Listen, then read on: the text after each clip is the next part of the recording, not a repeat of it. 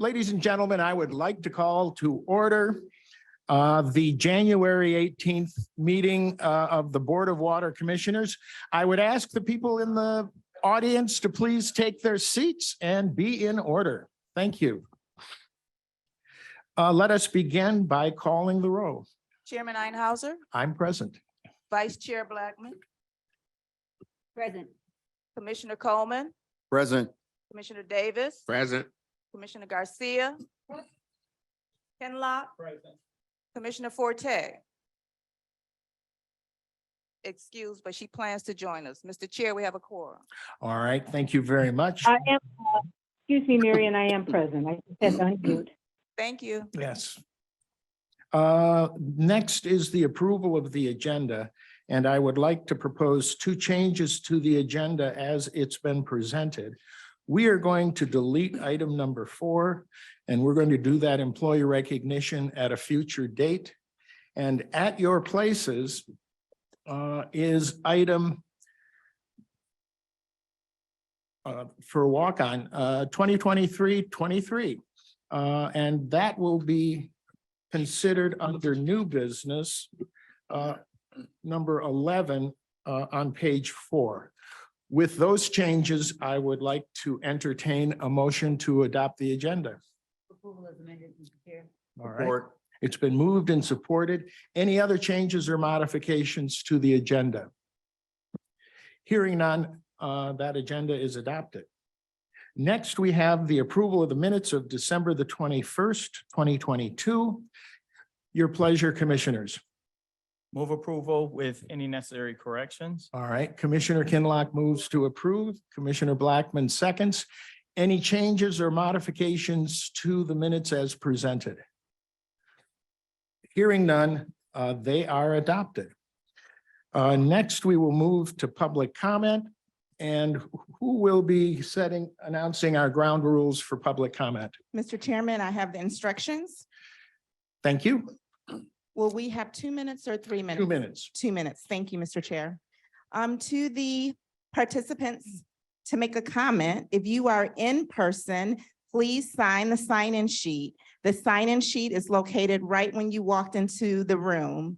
Your name will be called and you can proceed to the microphone. If you are online, please raise your hand at this time. To use the raise hand icon, it's on your desktop or mobile device. If you are calling in by phone, press *9 to raise your hand. If you are online or on the phone, after your name is called, IT will give you permission to unmute. In order to begin speaking, you will have to unmute yourself. To do so, press the unmute button, which is the microphone icon if you're online, or *6 if you are calling in. As a reminder, as Mr. Chairman just mentioned, you will have a limit of 2 minutes to make your comment. There will be a timer indicating your remaining time. If you're online and make a comment, we kindly request that you fill out the comment card link that's located in the chat. By filling out the card, we will already have your contact information to follow up appropriately.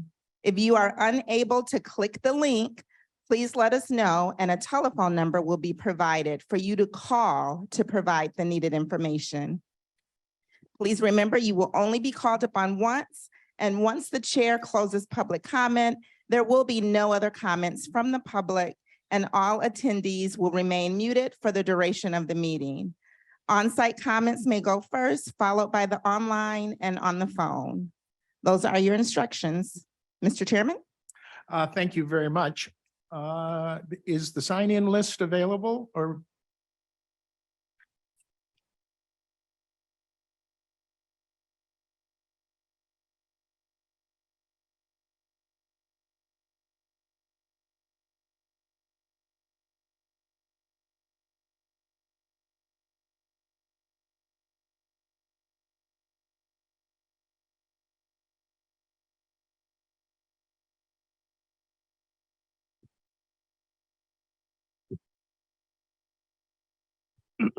All right, I would first like to call on Sam DeMiff. Thank you. I apologize, Mr. Domofsky. Can you tell us your name and where you live? I can do that. My name is Sam Domofsky. We run a business at 8100 West McNichols between Livernois and Wyoming and Detroit. We are a supplier to the city of Detroit for their police cars, upfits, and also to the water board when it comes to their service vehicles and also to the city as far as their public works vehicles. We own a lot right across the street. Actually, it's adjacent at 7701 and 7769 West McNichols. We basically had that lot cleaned up in 2016, and I have pictures to share with you. I will be handing them out to you. Before the water department implemented a sewerage on properties, on commercial properties.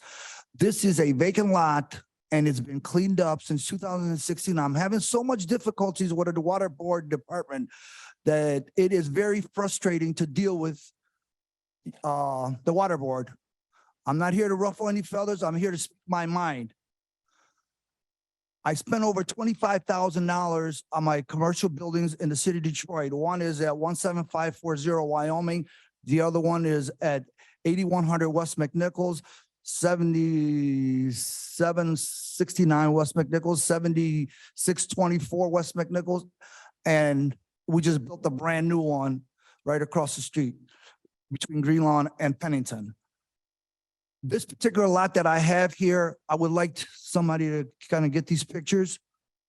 It was cleaned up in 2016. And I'm continuously getting water bills on a vacant lot that looks like a golf course, and we take pride in it. I can't understand this. I don't know the mentality of this. And I'm getting water bills for even property I don't even own on the east side of Detroit. Same address, east. One is east, the other one's west. I would like to also share these water bills with you. I can't even pay my property tax on this particular property because I got $4,100 in water bills. I can't do this. He's got them. I'm sorry, but I'm a business owner and I run a business. I employ within the city. This is uncalled for. And when I called out here to reach out to people, you just get the run around. You don't get answers. You just get pushed around. Mr. I'm Chair? sorry, Yeah. but I'm speaking my mind. No, it's, Thank you. no, that's fine. And I'm telling you as the director, Friday, no later than Monday, you and I will resolve the issue and it'll be I'm resolved. sorry, I can't hear you. I said, Friday, no later than Monday, you and I will resolve this issue. I would truly appreciate that because I am getting really frustrated about this. And I tried to get in here yesterday just to see if I can talk to somebody. Finally, the security guard was kind enough to inform me that you have a board meeting today. And I am truly grateful and thankful to him for filling me in on this. Yeah. It is very difficult to deal with people over the phone and get the runaround. I am truly sorry. I'm a taxpayer in the city. I contribute.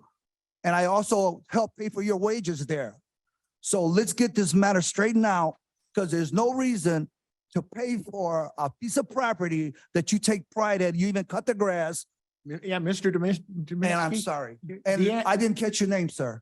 Gary Brown, Gary Brown. Thank you, sir. we'll resolve it Friday, no later than Monday. By the way, we You have and a, I. You by and the I. way, we have a mutual friend. At one time, Mike Stefani was a very good friend of mine and still is, and his family, Brady. Well, I'm surprised he didn't call me.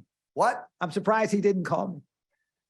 Well, guess what? Our mutual friend may have to call you. No, I think you and I are going to resolve this issue Friday, no later than Monday. You and me, we're going to resolve it. I know your property. I live very close to it. You do a fabulous job of taking care of it. I know the investment that you've made.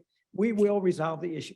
Gary, I also paid on this property because I get so frustrated. You owe me back, what do you call, reimbursements and since Mr. Dominski, 2016. Move take yes forward. for an answer, okay? Thank you so much for coming. No, thank you for hearing me. Gary, can I get your card, please, with your email? Yep. Here, Somebody's going to give you the card. we've got your card. Yeah. Thank you. Somebody will catch you before you go out the door to give you a card. And when you're in the neighborhood, please stop by and visit Mr. Brown. Okay. May I call Mike He's got Shane my card. to the podium? Mr. Shane? I am truly humble and thankful for this opportunity. You're welcome.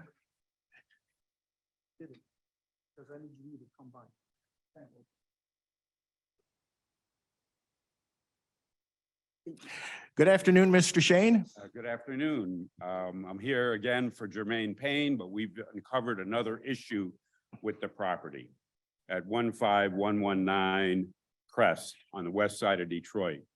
It turns out there's no sewer cutout from his house to the main sewer line. It looks like DWSD lined the sewers like you're doing all across the city and chose not to do a cutout at his house. This makes it very difficult to live in the house when you can't send the sewage anywhere else. Now, you've known about this since at least October of 2021 and did not tell Mr. Paynes this. He had the FOIA the documents which we got last week. This is outrageous. Not only do the documents show that there's no cutout at his house, water drains from his house and sometimes makes it out the cutout of an abandoned house just south of his, immediately adjacent to his property. It has a cutout, even though it's an abandoned house. The other cutout that DWSD found is on an empty lot adjacent on the north side of his property. Some reason he does not have a cutout. This is really bad news because it's not cheap to do it. I have a brother who is a civil engineer, retired, but he used to do this kind of work among the many other construction projects that he did. He's a pipeline expert. I asked him, is there a tool that we can send in from the house down the lateral and cut out the line? He goes, no, why would you do that? I said, because in Detroit, blah, blah, blah. I said, this is what happens. They don't cut out all the properties. He said, that's bad engineering practice. The reason there's no tool for this is because you're not supposed to do this. In Phoenix, where he's done this work, when they find an abandoned property, they do the cutout because there's an assumption that the property will be redeveloped and will need a sewer line. We Mr. need an Shane? answer to this. Thank you very much. Yeah, we need an answer, though. This cutout has to happen on his property. Mr. Shane, thank you very much. I'd like to call Rosalind E. Walker.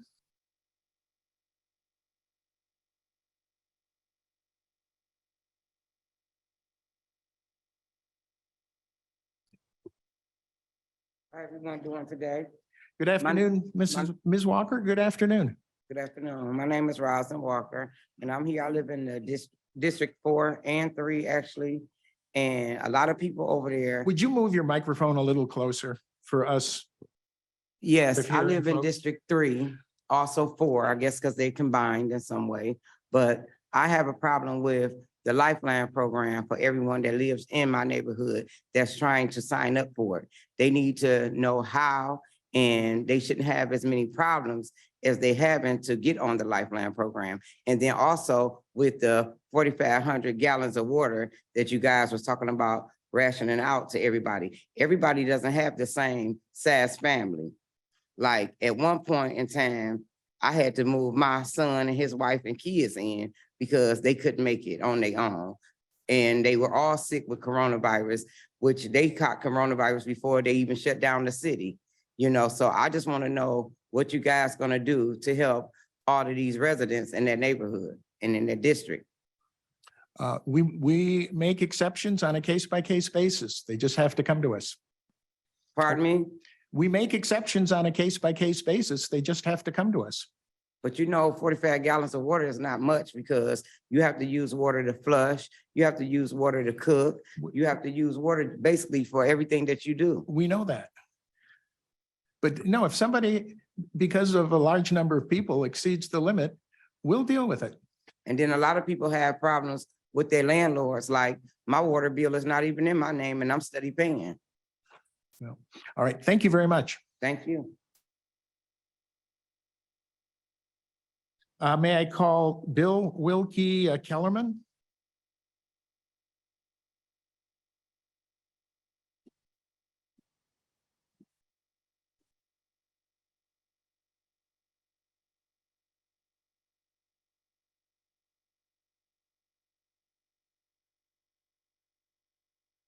And I believe it's Reverend Wilkie Kellerman, is it not, sir? Good afternoon.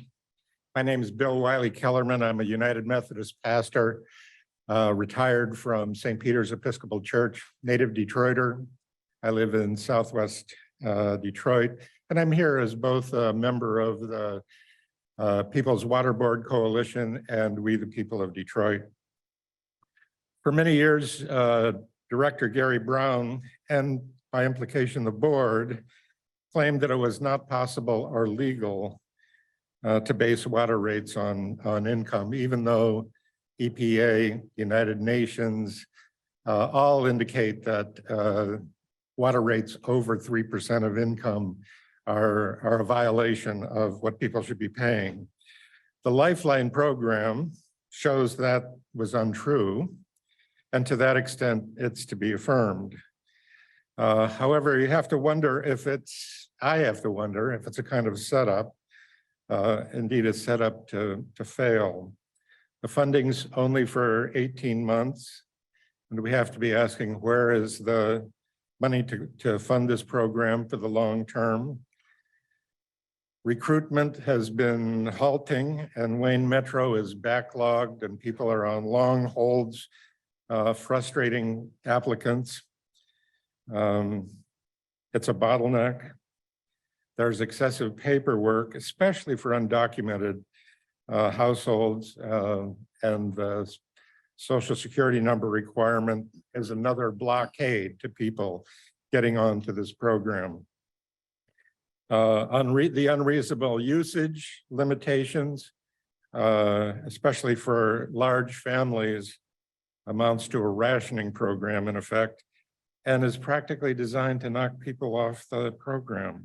Has that ever happened, sir? And Can you show us some circumstances where that has happened?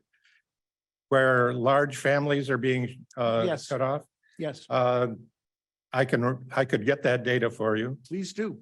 Okay.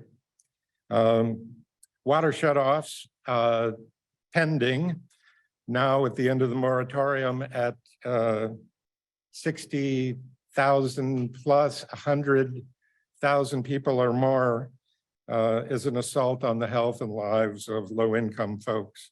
But Reverend, But it also you say, removes them. Reverend, are from- you saying that from if this program. somebody applies for the Lifeline program, they're still going to get cut off?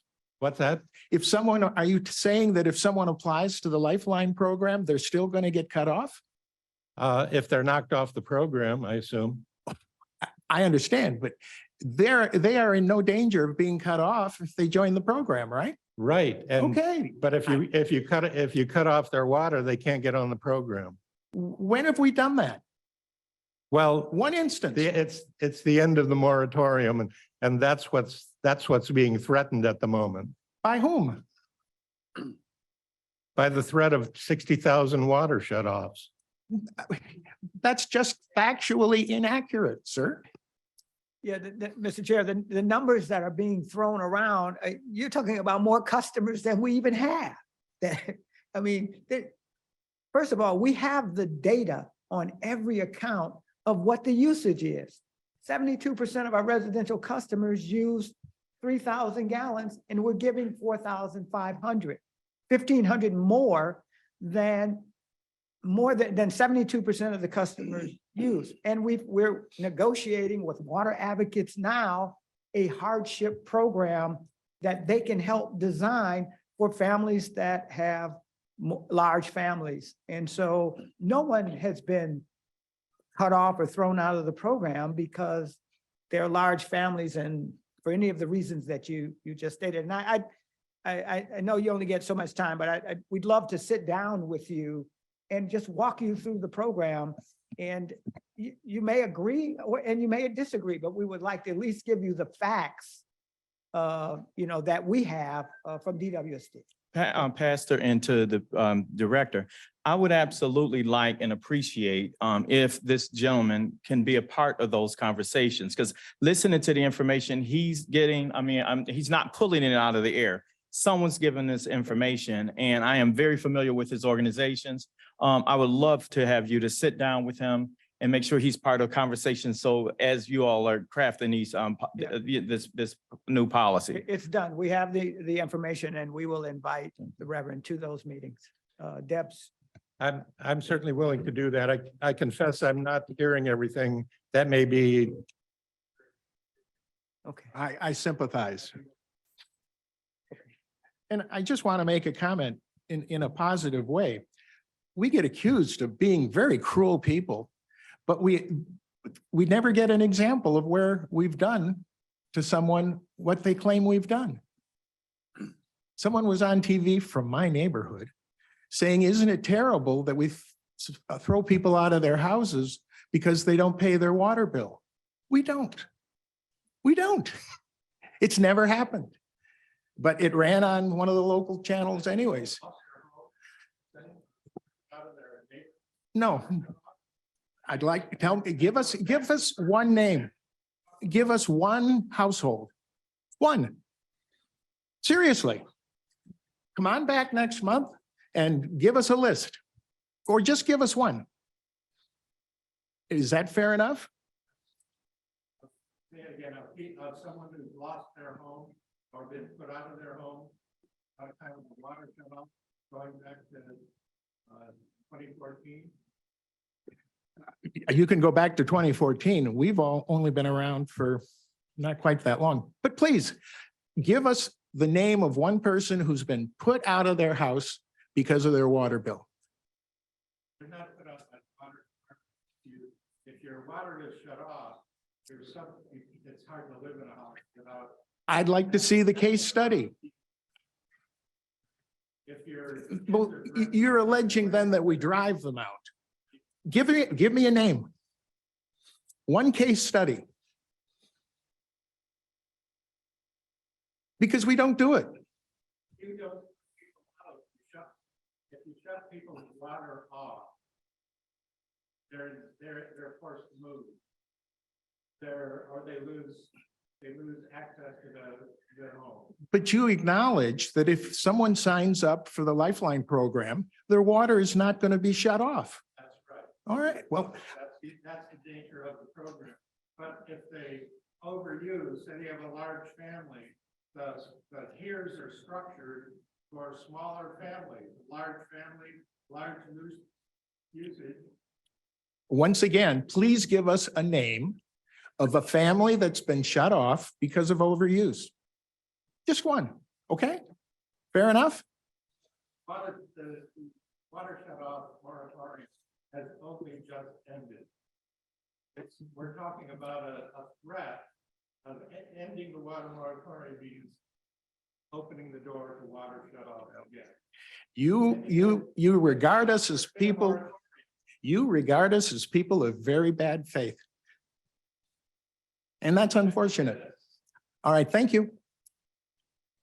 Mr. Chair, Yes. unfortunately, we have to reboot the computer system because people viewing online are not able to see the board and what's going on the screen, et cetera. Okay. So, We'll take a a recess. hopefully a 7-minute recess to reboot the computer. We only need 3 or 4 minutes. Okay.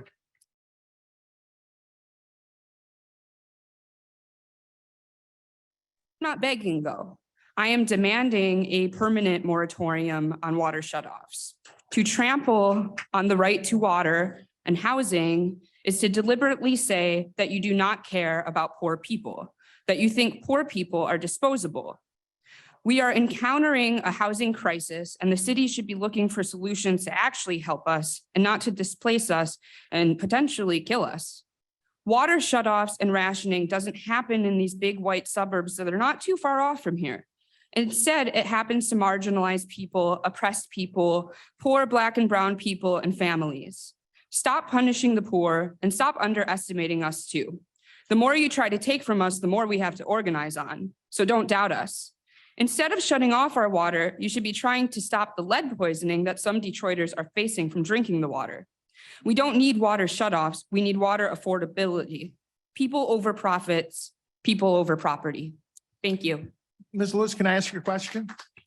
Do you agree that if somebody joins the Lifeline program, their water will not be cut off? I don't really know. I think that, I'll be happy to tell you the answer is no.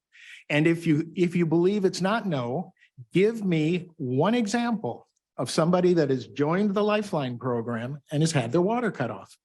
Seriously. So I really resent the way that you're talking to the people when you are actually supposed to be accountable. I kind of we are here resent to being hold- told that I don't You care have a about big poor ego. people. And I think that you need to acknowledge that and deal with that while you are having these kind of board meetings where people are coming to talk to you and come with their issues and come with issues of the community. So I think that you can drop the ego and hold yourself accountable. Thank you.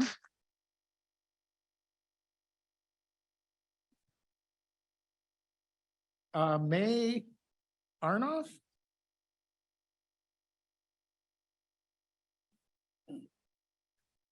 Good afternoon, Good afternoon, Commission. My name is Maya.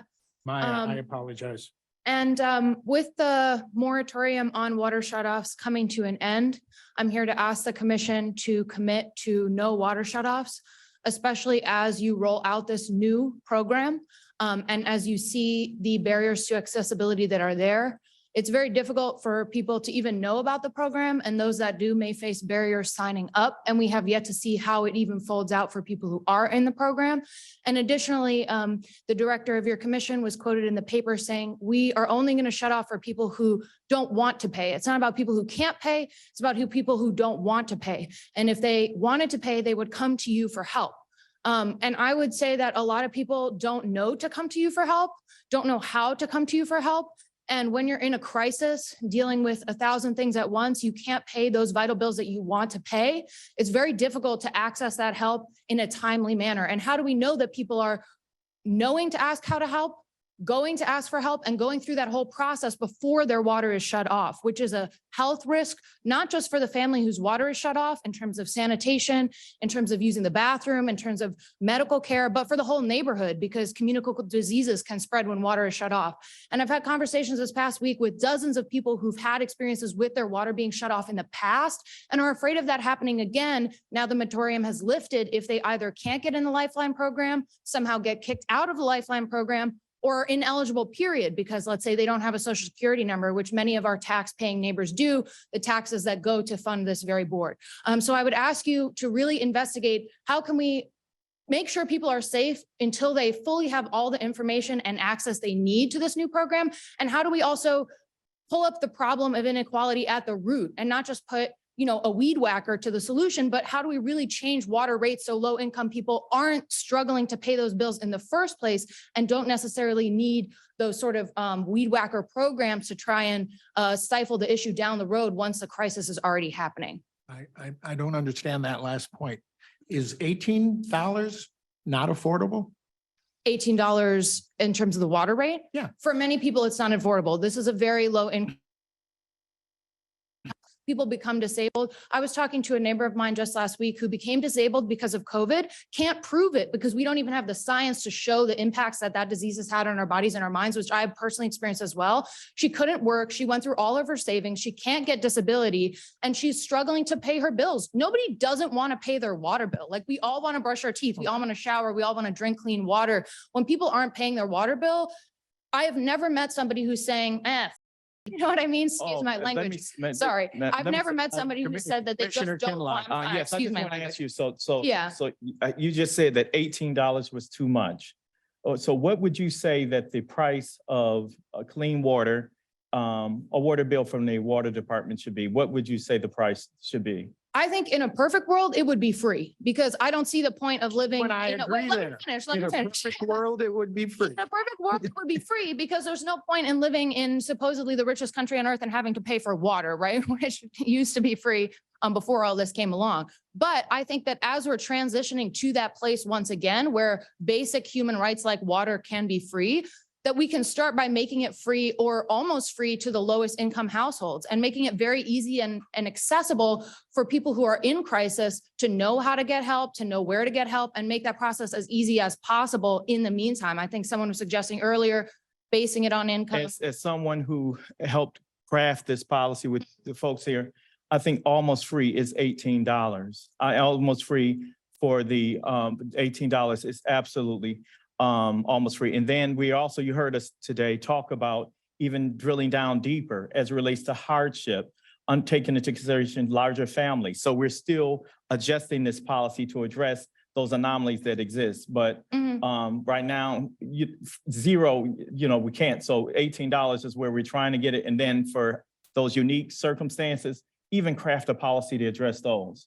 Yes, sir. And I appreciate that. And I think that's what a lot of the folks here are asking for today, and kind of in agreement with what you're saying, and just saying, well, while we're working out those policies, particularly as the moratorium ends, and this is a new policy that's been crafted, while we're working all that out, can you commit to no shutoffs? Because we don't know who's being left behind, even with a policy that's crafted with the best intentions. I will make a commitment to you today, but it's a commitment we've already made. Anybody in the program will not be shut. Let me finish. Oh, yeah.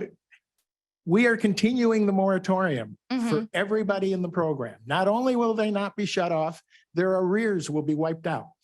And that's fantastic. But I think what we're trying to come here today and say is that that's great, but that's not enough, because in the community, What a else do lot you of want? people don't know about the program. So we And need then more you are to have, time. can for- you bring them to us? So part of it, no, Bring you every no, person on the street. I'm just saying, you can't You bring, know. you can't do that. You can't What do you come mean? to us and just make these broad brush. If you know of people, if you know of folks, because there are people who may come behind you who actually bring people here who don't have access and actually I have some spoke sign up. to 10 people yesterday. Those 10 who people, where are they? Did not know, they can't make it because they're at work. Okay, And so it's another example of a barrier to getting help and expressing your views. There's a very limited public comment period during the 9 to 5 working hours. So who can come? Night workers, freelance workers. Like, I'm not saying that y'all don't have the best of intentions. I'm saying that there are very real barriers to people accessing the program. Some people are ineligible for the program because they don't have a social security number.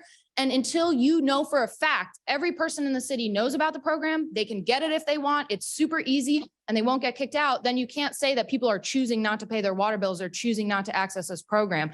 And I'm not getting paid by the state of Detroit, or by the city of Detroit, to reach every single neighbor on my block and tell them about the Lifeline program. I don't have time to do that because I also have a job. So I'm asking the city to take that upon yourselves. And until you know you've reached every person and every person is eligible and every person can get into it, then please don't shut off the water, even if people aren't in the Lifeline program. That's what we're saying. If people aren't in the Lifeline program, that doesn't mean they're lazy. That doesn't mean they don't want help. It means maybe they couldn't access the help and you need to give them time to access that support. That's what we're saying. We're not Right. talking about people who qualify and have had an easy time signing up. We understand they won't be kicked off if they meet these certain requirements. We're talking about the people who don't even know how to sign up and can't come here today to give public comment You- because they're at work or they don't have a transportation. One and lots of last these point, options. Mr. Chair, Commissioner it's because Kinlaw. it's important because, people are listening to this meeting. Mhm. So are you aware how many homes that we knocked on, that we actually knocked on to I don't bring know the number, but I know you've put a strong effort. I know the doors have been knocked for sure. 100%. 49,000. It's incredible. And that's incredible, but that's not the number of residents in the city of Detroit. And so we're just saying, don't shut off people's water because maybe they were the next door that wasn't knocked. I don't understand. I see how much you care about. Mr. Chair, The we have people, numerous you know- speakers Okay. online as well. All right, listen, genuinely, thank you very much. Okay, well, please don't shut off anyone's water. We're not gonna. Okay. Next is Jermaine Panos. Am I pronouncing it right, Mr. Panos? Yes, you are, sir. It's okay. Good afternoon, sir. Good afternoon. I'm here to speak for a couple of things. First thing I want to start off is we need a true affordability plan, water plan for everybody in the city of Detroit. I don't qualify for it because I make too much money. So it's not for everybody. So I heard that yesterday. That was part of what we were marching for. Unfortunately, I was a part of that march, but we don't want any shutoffs. We know you guys have put this plan together and you kind of like at short time. So I just want everybody to know that we need to come up with the other end of the plan to make everybody eligible for the plan. I don't think it's fair that you selected a group of people who have low income, but other people are not are ineligible for the plan. Also, Should we not collect water bills for anybody? I think the $18, I can say that it's maybe reasonable, but for like myself and other people who make more than what the poverty line is 200%. That's not fair that I can't be a part of a program that's supposed to be for everybody in the water department, the water system. But what we have been accused of over the years is not being sensitive to setting the rates based on income. We've done exactly that. Finish my comment because I only have limited time. You have an unlimited say of what you can. And none of my comments are being deducted from your time. Go Okay. right ahead. All right, so another thing is, when are we gonna start? I know Gary Brown put a list together last year with these water lines.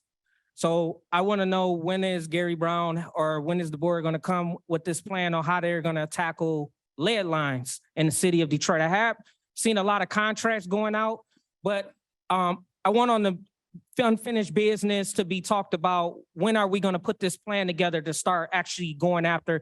It shouldn't take four decades to get these water lines. And if we start now, we can boil that down to all the CARES money, all the other money that came into the city last year. I think we can allocate some of that money to start this project because there's a lot of people who are getting poisoned from lead lines. All right. Thank you very much, sir. Thank you.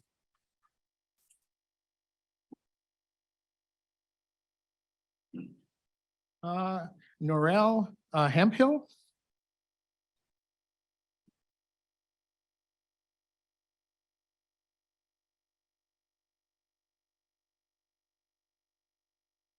Good afternoon, Ms. Hemphill. Good afternoon. I'm Attorney Norel Hemphill, Great Lakes Environmental Law Center, Equal Justice Works Fellow, excuse me. And I'm a little frustrated today because it just seems like you guys the commission is particularly antagonistic and argumentative. And I think it's important to point out that nobody wants to be here. We are here because there's a need and a desire to have basic human rights met. While $18 you call it reasonable, anybody who's an attorney in this room knows that reasonableness is subjective. I do want to point out that the DWSD and the commission does legally owe the residents of Detroit a duty. And there are pending lawsuits that are questioning the due process in federal court right now that is presently being litigated. There is a court case coming up, a hearing coming up on Monday. We're very familiar. Yes. Again, as the commissioner said, people are listening. So I just want to be clear on all the points. The last time I came and gave public comment, the commission said that you were going to do a portal that would give reporting for the Lifeline plan. I just wanted to get an update on the status of that. Also an update on any hardships. I know that right now a process does not exist for hardships. And I think that it is unfair to lean on advocates to do that work. And also there is a bottleneck existing right now for customers getting help and issues with that. And I am working in coalition with We the People of Detroit to gather that information. We have gotten several calls on the water rights hotline. And right now we are in the process of triaging that so that we can get that information to you. And to those people who are listening, if you want more, if you have an issue and with the Lifeline plan, please call We the People of Detroit on their water rights hotline, 844-42-WATER. That's 844-429-2837. And people do need a right to clean, safe, and affordable water. And just because you don't live that life and have been afforded the privileges in life to not have to, doesn't mean that other people don't have that lived experience. And you have to realize that people are in a state of hurting. People need this help. So if you could come up out of yourself a little bit and provide a little sensitivity and know that people are missing work to be here. They have other things that they want to do. And this is your job. If you didn't want to do it, if you don't want to be here to serve the people, then don't. Give someone you. else, perhaps who lives Thank in the you. city, that opportunity. Thank you. Mr. Chair, just a short comment with regards to the statement that we're leaning on the water advocates to develop the hardship program. That's not what we're doing. We're inviting them to participate because we recognize they have a unique understanding of this problem. And DWSD does not want to do it in a vacuum. And so maybe it was just the choice of words, but we're not leaning on them to do this work. We're inviting them to be partners, full partners in developing. And by the way, I don't know of one person that's applied for hardship, not one. And so we're still going to go forward with developing the program, and we're ecstatic that the water advocacy groups in this city are willing to participate in helping us develop a one-of-a-kind best practice program. That's all we want to do. Absolutely, Mr. Chair, and to the staff, and especially to the director and general counsel. This board has consistently called on you to work, to bring to the table the advocates and the activists to the table to draft a policy from the bottom up, from people who will most be impacted by these rate issues. So we've consistently has pushed and urged you all to do exactly what you're doing. Bring the people into the room who's going to be most impacted by these water rates and crafting a policy. And so I don't want you to think, at least on my end, that you to do anything different, but continue to have the people involved in this process. We will. And I guess I'd like to respond too by saying, I have no intention of being argumentative or hostile. It's just when witness after witness accuses us of doing terrible things and creating hardship in the lives of people in the city of Detroit, I'd like to know who those people are. Give us an example. And I'm glad you're putting your phone number out there, because I presume if someone calls you, you're going to let us know. And we're going to do our best to take care of it. Very simple. Okay.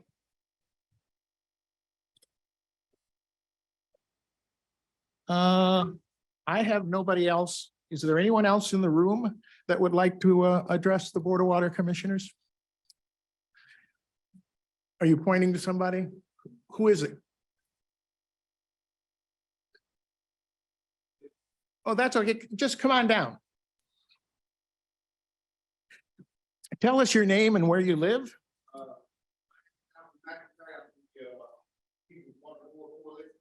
Yeah, where do you stay, Mr. McIntyre? I grew up on the east side.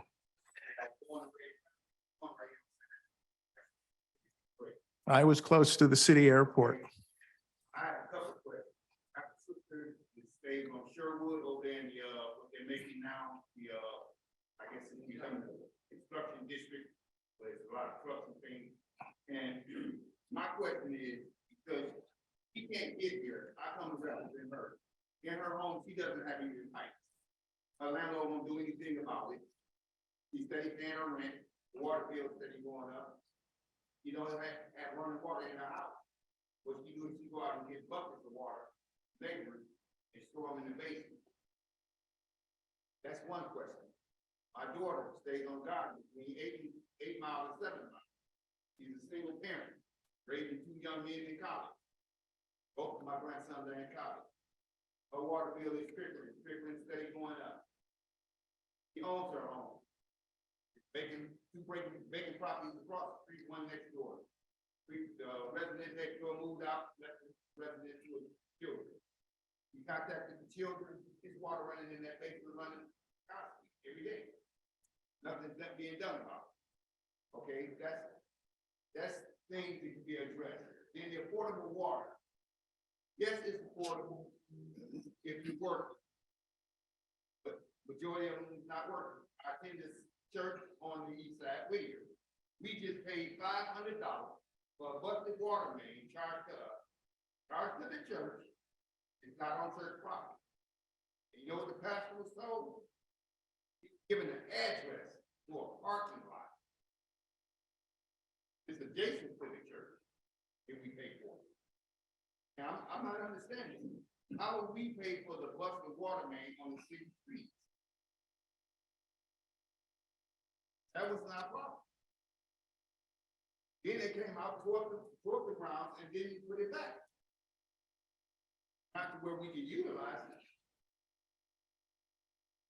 I'm saying, and then I'm sitting here, Mr. Chairman, and I can understand, you know, your job, your classification and everything. But when you sit there with that smug attitude, it's just disrespectful. And you as a representative of the city of Detroit, for the taxpayers of the city, that's how your check is made, through the taxpayers. I agree. You understand? I'm just not seeing where this is getting the city of Detroit any more up, where we're coming together on anything. I mean, I live across the street from an older lady. We clean out her drain every rainy day. And it's still the same. I actually got seen come down the street with the water truck when you start to clean out the drain. Oh, this is not on my route. But you're looking down the street every day, you're not cleaning out these drains. Then the basements are flooding. We get no help from FEMA, we get no help. Our basements flooded over 2 years, it was 3 years. I live in that house on that street. Robin Walker lives in that house. And I have to come over and pay money out of my pocket to have her drains and basement pumped out. Because the landlord, we just found out, he's in foreclosure, but he's still collecting rent. We're not getting any service. You're estimating the bill. What happened to the meter reading? Hire somebody. All right. Thank you, Mr. McIntyre. Mr. Chair, Mhm. Sir, do we have your contact info? Okay. We're going to get back to you. Yeah, good issues for the Community Health Corps. Is there anyone else in the room that would like to address the board? All right. Mr. Chair, yes. online, our first speaker is Imam El Turk. Reverend? Imam El Turk, you can unmute yourself. I am Can you hear me?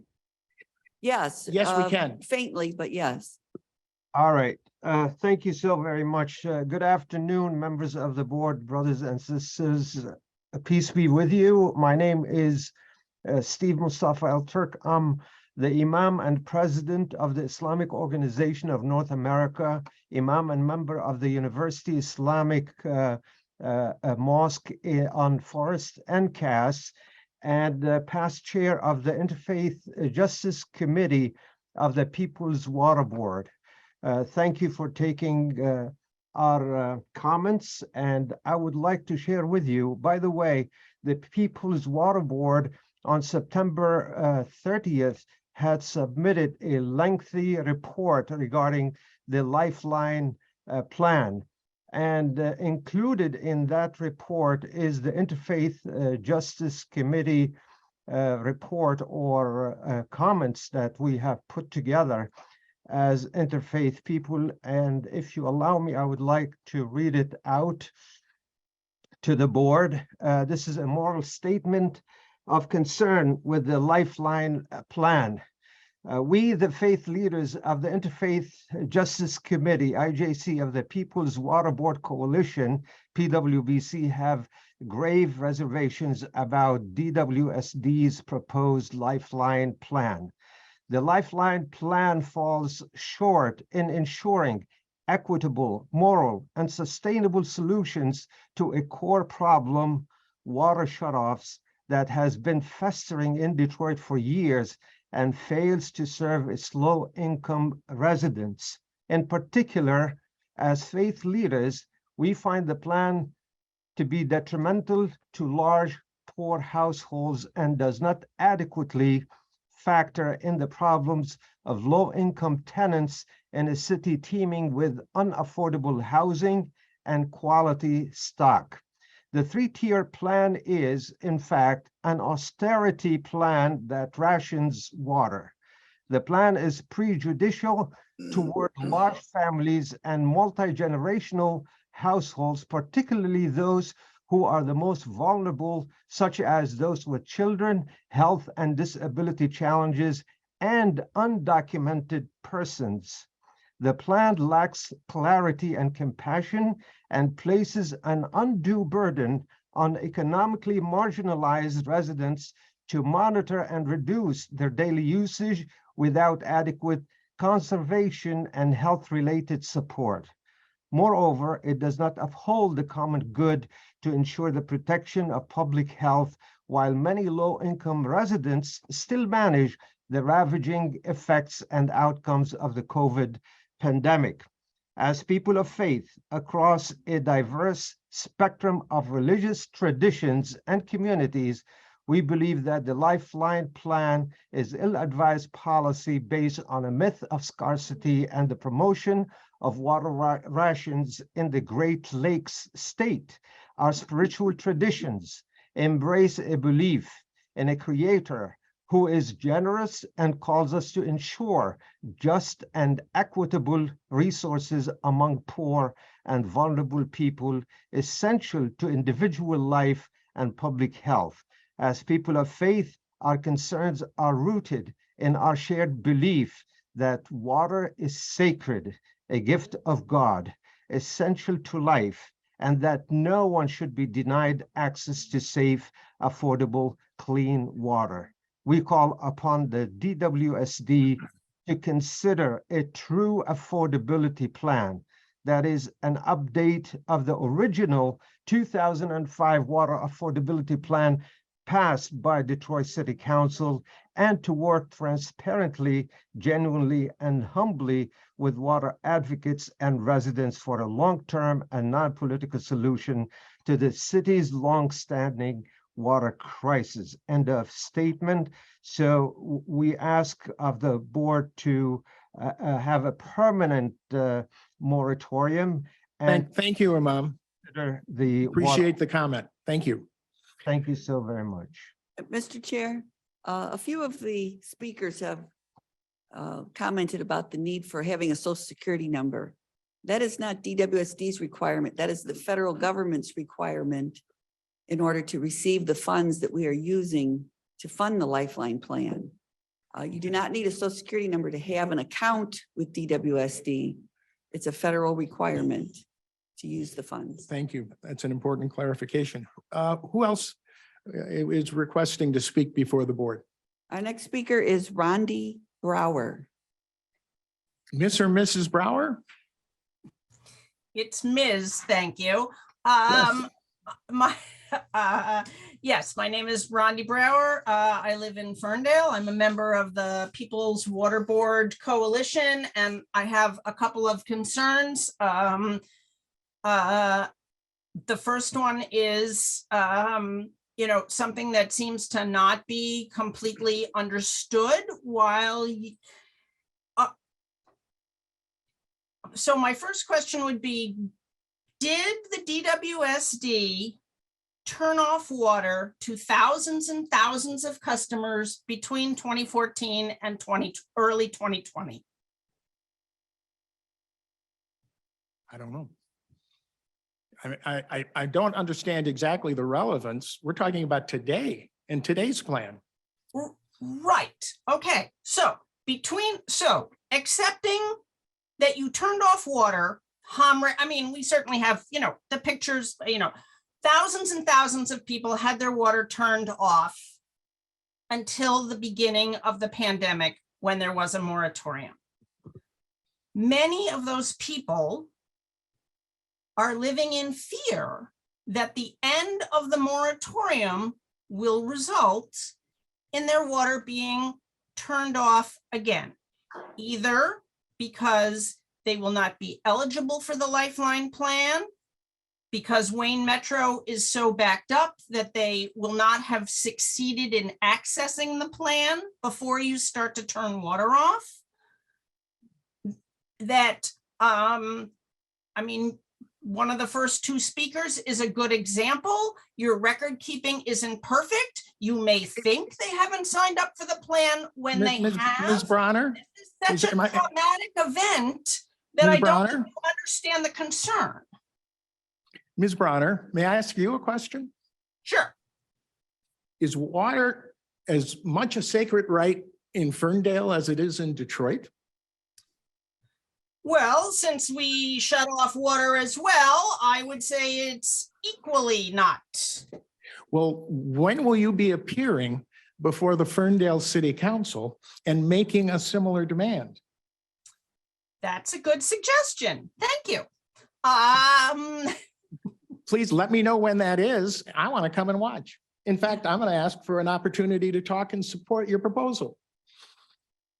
Well, I guess then between now and then, I guess what I would ask is that you would commit to not turning off anyone's water until you are 100% sure that everyone who can sign up for Lifeline, can sign up for 10, 30, 50, does, jumps through the hoops that need to be jumped through.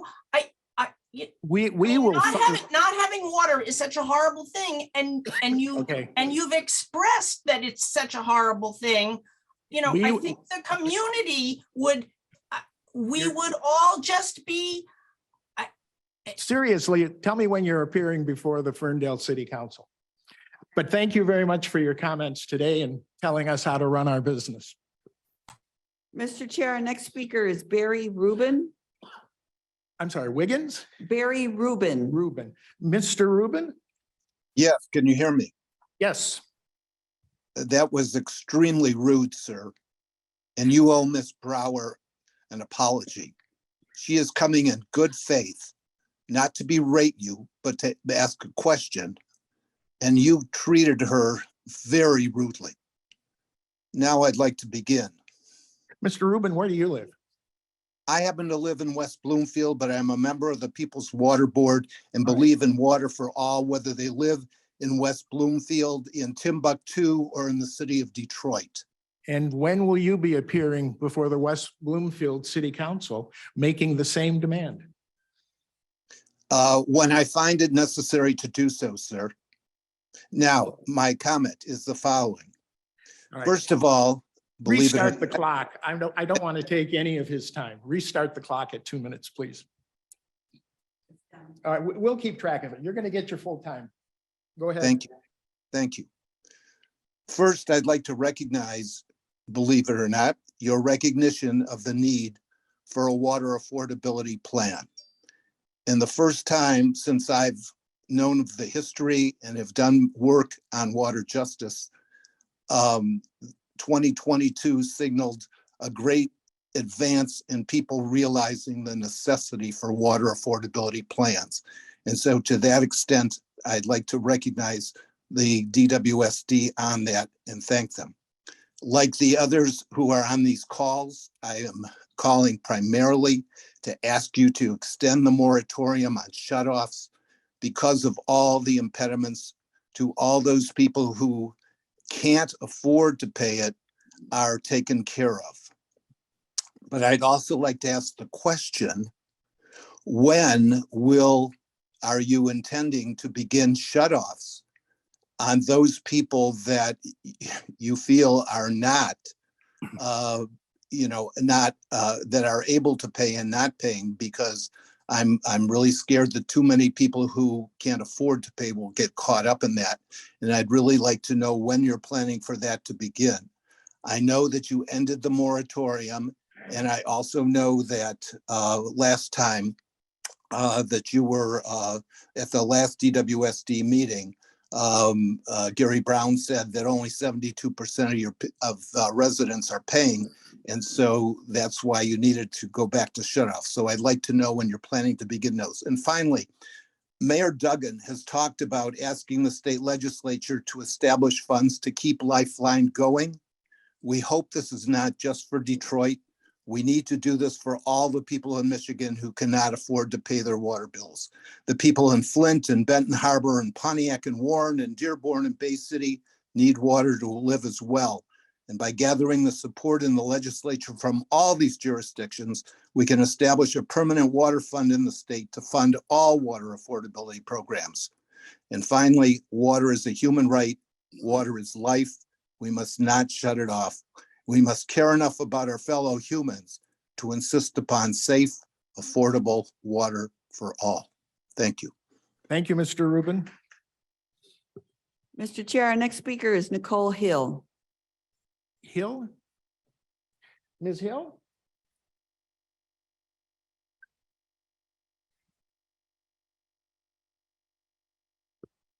Nicole Hill, you can unmute yourself. Can you hear me now? Yes. Yes, thank you. Yes, thank you for having me at this meeting. Sorry I couldn't be here in person, but I just wanted to reiterate everything that I've heard today. And I've listened very closely through this meeting. Kind of glad I'm the last person or close to the last to speak, because I got to hear what everyone was saying on both sides. And what I've noticed is every time someone brings up the matter of people being shut off, you say, well, if they enroll on the Lifeline plan, they will not be shut off. As a college educated woman, I understand that vernacular very clearly. What I don't think is getting through to the commissioners is that there are people, we've seen it before with the Sarah program. There are people still waiting for Wayne Metro to get to their application. And Wayne Metro has said themselves that they don't have the phone capacity or physical capacity to handle the influx of calls that were coming in. The same thing will happen with the Lifeline program. Also, I know for a fact there was no one in my neighborhood knocking on doors. No one came to my door. No one came to any of my neighbors' doors. And I work from home, so I'm at home. There are going to be people that inevitably slip through the cracks. That is unacceptable. The fact that this program is basically a tiered block program and not actual affordability, which says no matter what your income is, you pay 3 to 5% of your income across the board for water. This is not it. And the thing is that there are plenty of people that want to speak out, that live with water insecurity, but they will not, for the simple fact that they are putting their life at more risk to speak out. They're at risk for their children to be removed from their home. They're at risk to lose their subsidies if they receive Section 8.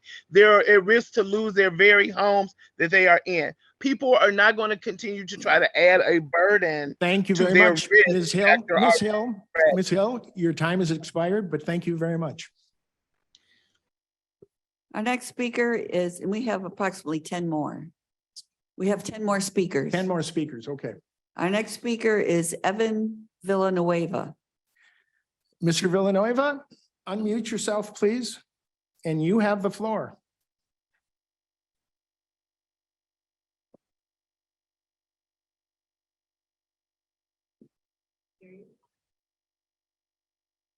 Are you there, Mr. Villanueva?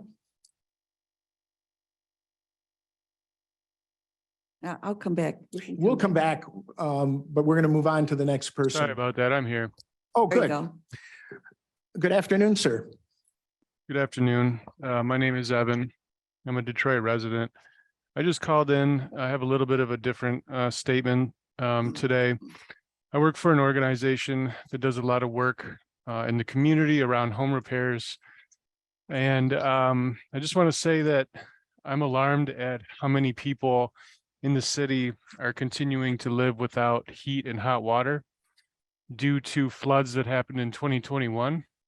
That flooding event that we had in July of 2021, I understand that it's complicated. There's a lot of issues involved, including climate change. But to me, it seems like there's a major infrastructure failure in the city. And compared to other places that I've lived in the past, Detroit seems to have an incredibly high water rate. And since those water rates were increased a decade or so ago, it's my understanding a lot of that money was supposed to go towards making the water department whole and going towards infrastructure upgrades. But it's hard to see how those infrastructure upgrades are happening when we are having incredible flooding events that are continue to impact seniors, people with disabilities, low-income people across the city. We've been dealing with major issues of mold and mildew, sewage backups, and people going without heat and hot water for going on 2 winters now. And this is something I've been coming across over and over and over again. And to me, it's a huge public health concern. It's hard for me to understand why this is happening when we have some of the most exorbitant water rates in the country. And supposedly the infrastructure is supposed to be updated. People are really, really suffering, and they don't seem to know where to go to turn for help for these issues. So I'd just like to know, does the water department have any plan to try to create some kind of funding or some kind of mechanism to help people who are still dealing with the issues of the major floods from 2021? The director has stepped out, but we've been cooperating with a number of programs to remediate the damages of that. You know, I happen to agree with you. We do have a very challenging infrastructure system. A lot of it is 100 years old. And I also agree with you. When you get a 1 in 100-year rainstorm, 3 years apart, those are challenges that our infrastructure was not built to handle. Now, that doesn't mean that now we got to fix it. But I don't know what to say beyond that. And we appreciate and applaud the work you're doing in the community. Mr. Chair, our next speaker is Cecily McClellan.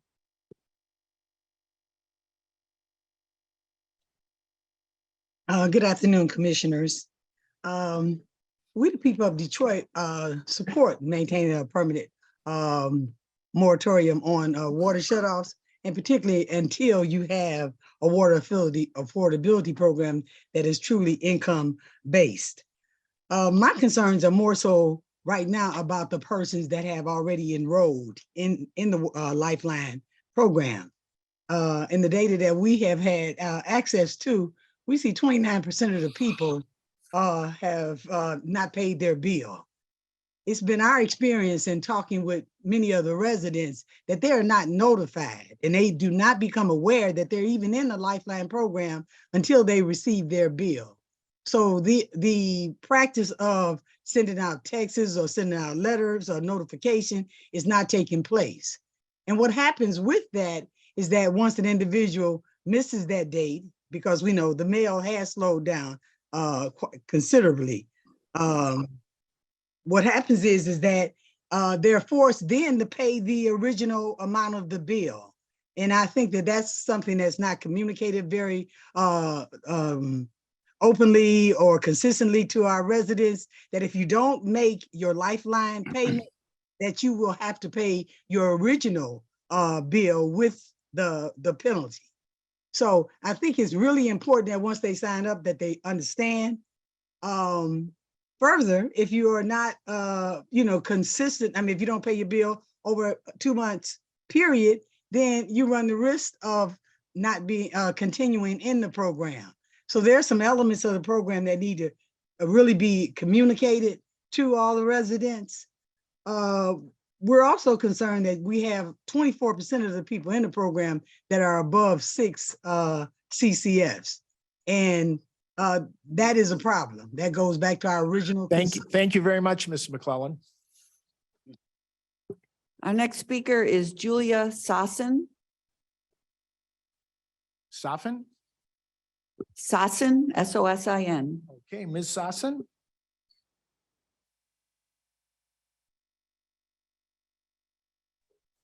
Hello, can you hear me? Yes, ma'am.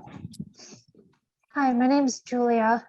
I actually, to be transparent, live in Hamtramck, where we're also dealing with the water affordability and with water shutoffs. But today I'm commenting as a volunteer with We the People of Detroit.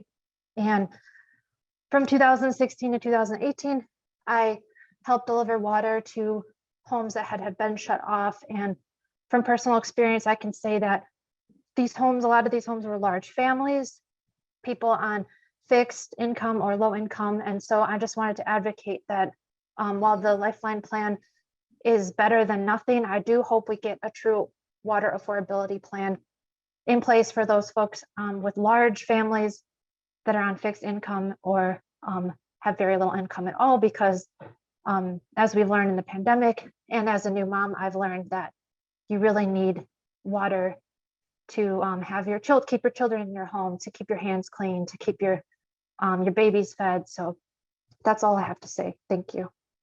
Thank you, Ms. Sassen. Our next speaker is Teresa Landrum. Ms. Landrum, can you unmute yourself? Yes, can you hear me? Good afternoon, ma'am. Good afternoon. I am Teresa Landrum, I'm from Southwest Detroit, so you don't have to ask where I live at. And in my community, we've experienced serious water shutoff. My question is clarification, if you would. I am not one of those people that have experienced that, thank God. But I have been assisting my seniors and residents that have. And we have been running into the question of income qualification. Some of the people may make $2 over the threshold and they cannot qualify for the Lifeline program. And another question is, I'm confused myself as I help them. What is the longevity of the Lifeline program? I heard the lady mention that it was federally funded.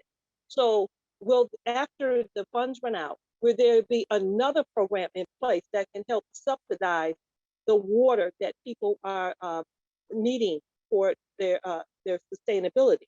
So, because once the Lifeline run out, if the people are having challenges now, what about challenges in the future? Because if they're having challenges now, they may still have the same challenges next year and the year after. And so that was my question. And the other question is that how can this program be extended to people that are above the income qualification, right? Because we have, due to COVID, inflation has risen. And the people that have limited income, their income will not rise. They cannot meet that qualification, and many are struggling because as they get older, they have more medical bills, and as we see, food has risen 13%, gas and lights have increased, and then we just received an increase on our water bill. So what is the longevity, and how are the people going to be sustained after the program runs out? Because they have challenges now, they're going to have challenges tomorrow. And I thank you so much. Thank you, Ms. Landrum. Mr. Chair, I just would like to add that that very good question. What happens when the federal funding runs out? We encourage all of the water advocate organizations to join with us to lobby the state and federal governments for continued funding. We've received some encouraging news at both the state and federal level, but until we see it come to fruition, we're keeping our foot on the gas pedal, and we want everyone to, also be speaking before the state legislature about the need for the continued funding. And that's what I wanted to add. To that comment, and I don't think he's here anymore, Reverend Wiley, I'm sorry, I'm blanking on his name, started his remarks by saying, years ago, you told us it was illegal, but now you're doing it, so you must have, I guess he implied saying that we were lying years ago. It is still illegal to use ratepayers' money to subsidize people on the basis of their income. We're able to use it now because we have outside money. And the point that Ms. Landrum made is a point that is on everybody's agenda and on everybody's mind. We need to find more money, but we're good for 18 months and there's no reason for us not to use the money today and provide the relief we're providing while we can do it. Mr. Chair, our next speaker is Tahira Ahmad. Mr. or Ms. Amas? Yes, hello. Thank you for taking my comment. I'm too am hopeful that you will extend the moratorium because of the issues that people are having that are unable to contact you or get on the Lifeline program. There are people who are falling through the cracks. I am one person who will have my inherited home, but now that I've gotten on the Lifeline program to payment program, now I'm paying $100 a month for my inherited home in order to keep the water on there at the inherited home and pay back the water bills. So people that don't have Social Security income are not able to keep up a plan like that, because I'm paying that and I'm also paying at my primary home. So I am encouraging you to please do not remove the moratorium for people, because there are people who are not able to continue or pay that price on the water. We shouldn't have to pay any bills for water. We've been overtaxed by the city, the state, and the county, and the federal government is all involved in overtaxing Black people here in Detroit and probably in Michigan. In fact, reparations should be extended to Black people in particular, because we pay the most money, we bring in the most money, and we charge the most money. And rich people like the Illiches and the Gilberts, they don't have to pay taxes, they don't have to pay bills like this, and they get rich off of us. That's not fair. There should not be any payments extended or given or required for Black people at all for any bills because of the overtaxation. Thank you very much, ma'am. Mr. Chair, our next speaker is Yolanda Foster. Ms. Foster, please unmute yourself.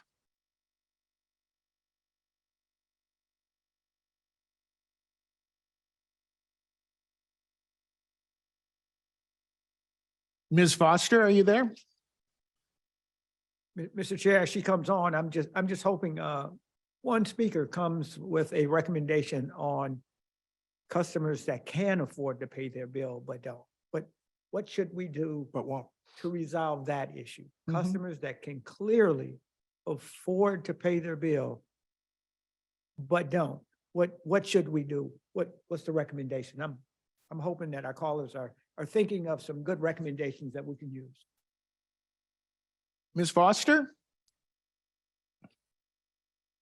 I think her hand is down now. All right.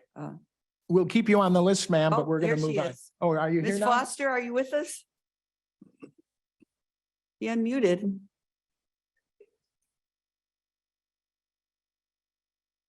Ms. Foster? Ms. Foster, please unmute yourself and you have the floor.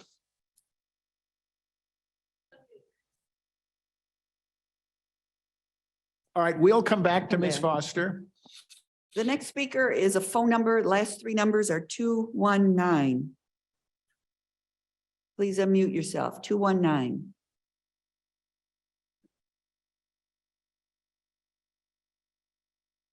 And when you unmute yourself, could you please tell us your name and where you live? Hello? Hello? Hi. Thank you. My name is, okay, I get more things on my Zoom. I couldn't get, there was no muting or unmuting for me, but I put on my telephone so I could speak with you. All right, could you I am calling because I called the other day in regards to trying to get a water bill. I was unable to get a water bill because the guy told me through intimidation and harassment that I had to give him my Social Security number. I said, what? I got to give you my Social Security number? I can give you the last 4 digits. no, ma'am, you have to give me your social. I said, for a water bill? I said, I just need a copy. I didn't get one for this month, and I would appreciate giving the copy. Ma'am, you called me, and you have to give me a social security number. I said, I'm trying to get this bill in because I know taxes and the water bill goes in combination of things. So is there any reason why now I have to do something? He says, we had something in 2016 that was sent out to every person regarding the water bill. I said, I am an avid reader, and if you had sent something to me, I would have read it. What is it that I have to do in order to just get a water bill? Ma'am, you can only get this here. Do you have a cell phone? I said, yes, I have one. So I gave him my email address, and he sent me a duplicate copy of the water bill, but he wouldn't try to send me a water bill. I want to know what happened in April 2016. Did you send something out that relates to the house? Because for me, I stay within the gentrification area, and I want to make sure that there's never any problem. All right, I pay my water bill on time every month. Thank you very much. Our next speaker is Beulah Walker. Ms. Walker. Hello, good afternoon and Happy New Year, everyone. Can you hear me? Yes, we can. I want to say hello to this honorable body. Mr. Director Brown, hello, how are you doing? Hydrate Detroit, we are enrolling people and sending people over to City Detroit residents over to Wayne Metro. We've been getting good communication and response back, but I do have a question, and I think I asked this in the last meeting. I can't remember. Oh God, I can't remember. Is that I talked to a couple of people over at Wayne Metro about a couple of the clients needing copies of their kids' Social Security cards and their kids' birth certificates. And I was talking to a couple of the bosses over at Wayne Metro, and I expressed to them, I said, if a person's on Section 8 or Michigan Department of Human Services or any of these services, that they should automatically qualify. But a lot of people are being held up because they can't find their Social Security cards and their kids' birth certificate. Something of the question that they have to verify how many people are in the home. And I spoke to a couple of representatives over at Wayne Metro, and I said, are you online with DHS? And they said kind of, sort of, yes and no. So I don't know if they're not at the liberty to give me that answer, but it's something that I think we can maybe revisit to soften the blow and soften the process of enrolling. And that's my comment. Thank you. Thank you, Ms. Walker. Thank you. Mr. Chair, our next speaker is Elise or Elisa. Ali? Hi. Would you mind telling us your name and where you live?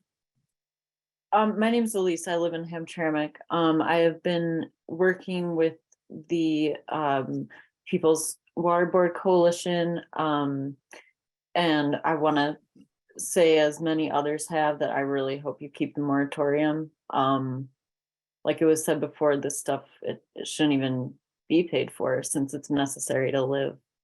I hope you guys do the right thing here. Thank you so much. Thank you, ma'am. Mr. Chair, our next speaker is Yolanda Foster. Ms. Foster?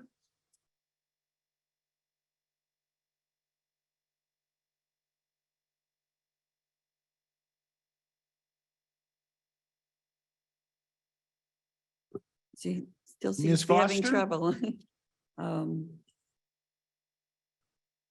Ms. Foster, you have to unmute your phone or computer. If you're having trouble, you can maybe call into the meeting. We'll move on, Mr. Chair, to Miko Williams. Mr. Williams? Hey, How you guys doing, Board of Water Commissioners? D'Amico Williams, Chief Executive Director of Hydrate Detroit.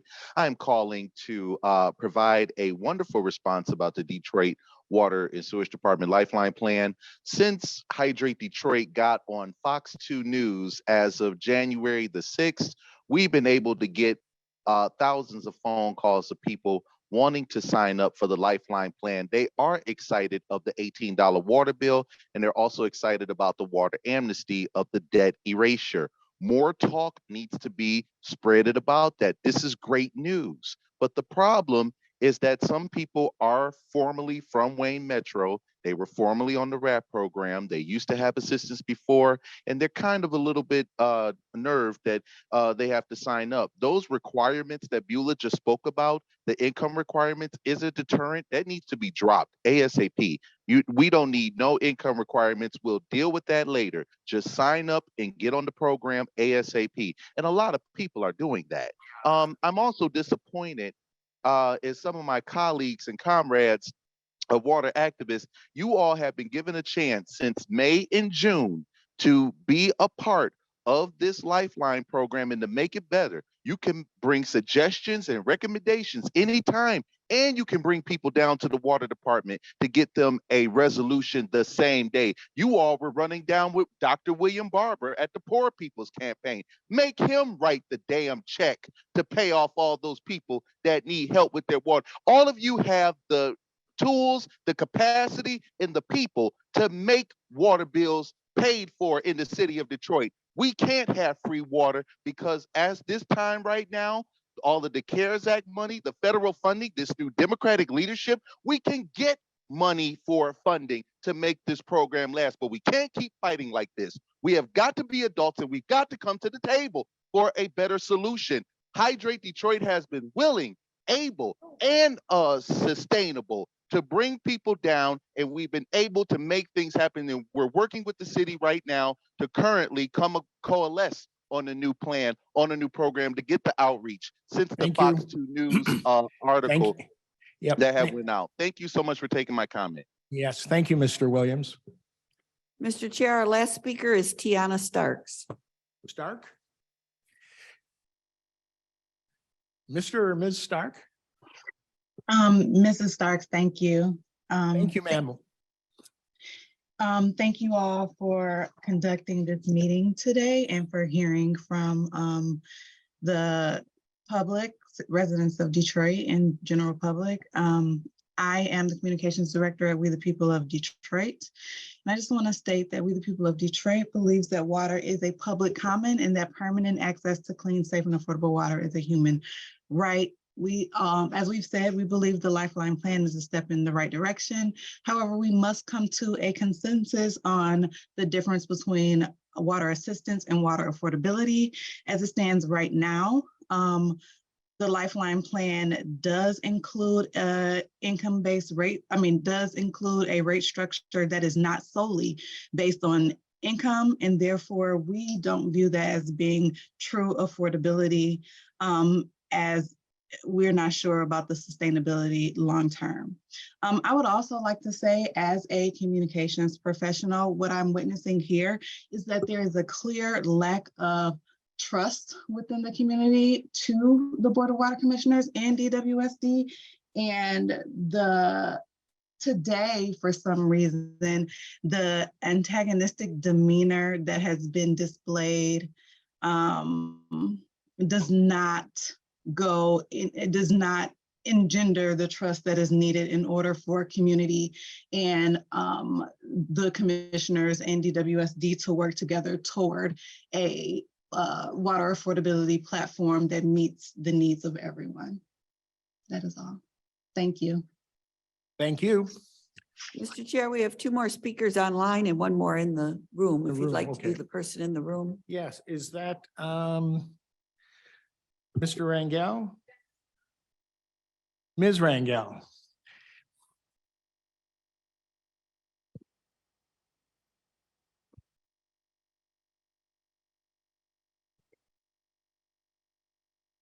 Good afternoon, ma'am. Good afternoon. First, thank you, all of the directors for the Water Commission. Thank you so much for being here.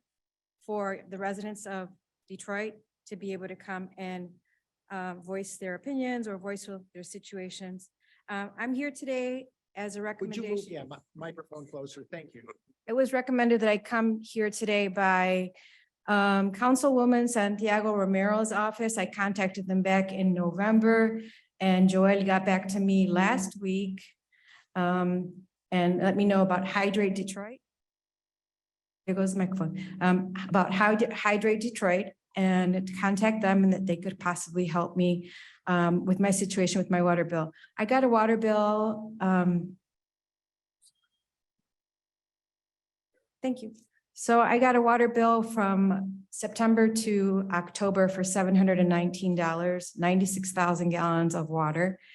Then I got one for October to November for $523, 69,000 gallons of water, when typically I use between 3,000 and 7,000 gallons of water. My bill usually is not more than $80.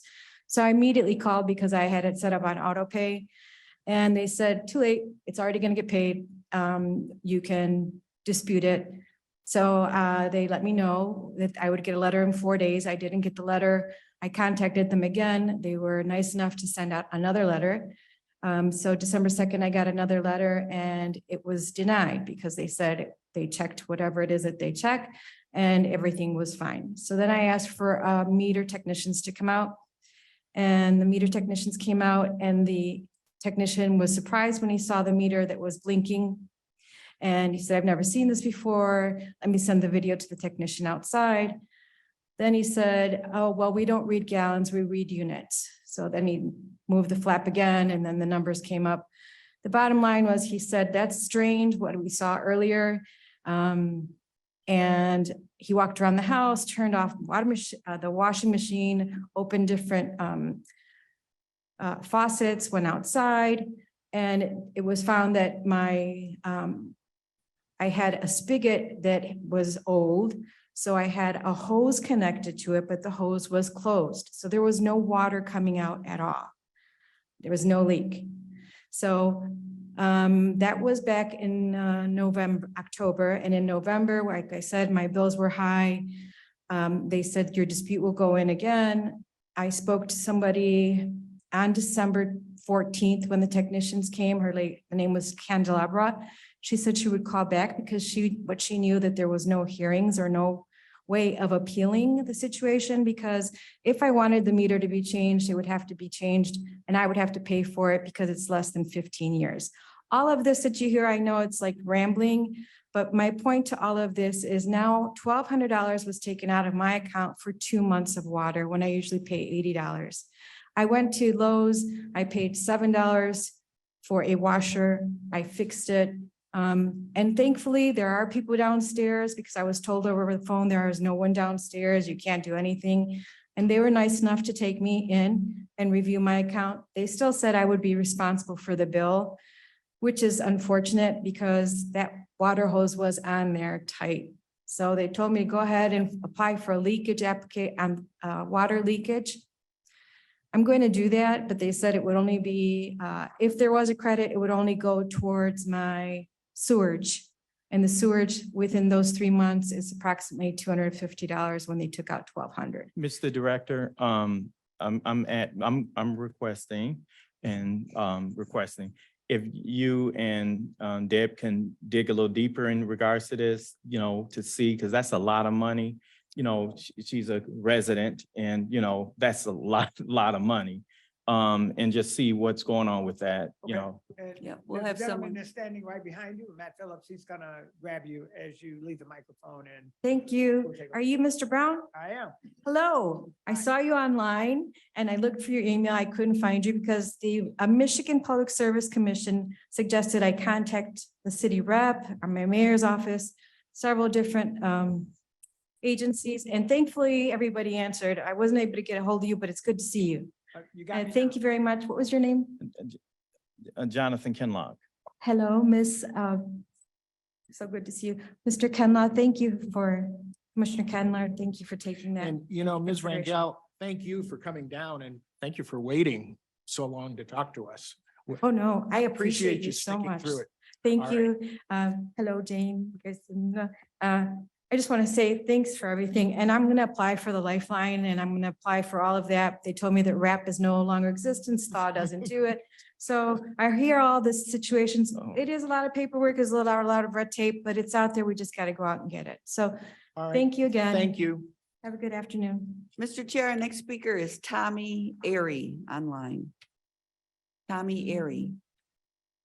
Ms. or Mr. Airy? Please unmute yourself. You have the floor. Hey, y'all, can you hear me okay? Yes, sir. Thanks for taking the call. It's been a long meeting. I'm a resident of Detroit. I live on the corner of West Willis and River Parks. I'm a pastor and a writer in the tradition of Reverend Dr. Martin Luther King Jr. Just in the wake of his holiday and think about some of the comments earlier. It's really clear his life, his teachings. There in America that shuts off people's water. In America, that shuts off low-income residents' water is certainly not the dream that he was fighting for. So I'm of course here to advocate for a situation here in the city that doesn't shut off anybody's water. And so I want to ask, and what I want to get clear about, and I also want to just echo what Thomas Sparks said a couple callers ago. Mr. Chair, your tone and your words have been smug and patronizing. I think it's out of line. I think y'all have a really powerful position, and we're the people of Detroit are here to hold you accountable, to share our experiences, make this process better. And so what I want to make clear is, does the board have a plan to shut off people's water if they are not on the Lifeline plan in 2023? If they qualify for the Lifeline plan and they have not signed up this year, will people's water be shut off? Thank you. Yeah, Mr. Airy, stay on the line, please. I understand and appreciate your comments. And I just want to say, I have no intent to be antagonistic or to be rude or disrespectful. But when we are accused of creating terrible harm in people's lives, we should be entitled to have some examples. That's what I'm asking. And I will also tell you, and I don't apologize for it, we represent the citizens of the city of Detroit. They're my constituents, and they have much more credibility than suburbanites who want to come and tell us how to run our business. Mr. Chair, our next Yeah, speaker is. I'm not a suburbanite. I know you're not. I live in the city of Detroit. I appreciate that, and I respect what you say. Right. I'm sorry, go ahead. So what I'm asking, I'm asking for just anybody on the board, what is your plan this year for people who qualify for the Lifeline plan and have not been enrolled for whatever reason? A lot of people are not getting the message. The word is not getting out. Will you be shutting off those water who are not on the Lifeline plan, are not paying their bills this year? Well, before anybody's shut off, they're given notice of the Lifeline plan. That's not what I've heard on this call. Cecily McClellan, who's been tracking this, has given examples of where people don't get that notification. Well, so again, will you be shutting people's water off? We will be shutting people's water off who can afford to pay it but refuse to. And when's that starting? Now. Mr. Chair, Okay. we're right now. That's what I need to hear. Yeah, right now, our focus is signing up as many of our residents as possible. We have never run out of money. We're sitting on $8 million right now. We can't get the monies into DWSD's coffers to hire more people and manage the system without getting people to sign up. So that's our focus right now, is to get people signed up. We're doing any and everything we can, door to door, to try to get people to apply for the program. So if you know of anyone, please help them sign up. Mr. Chair, our last speaker is Yolanda. Yolanda, please unmute yourself. Good afternoon.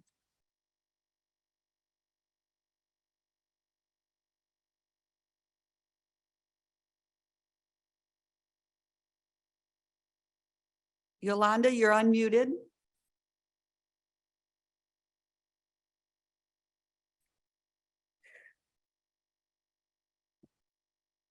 Yolanda, this will be your last opportunity for this meeting to speak.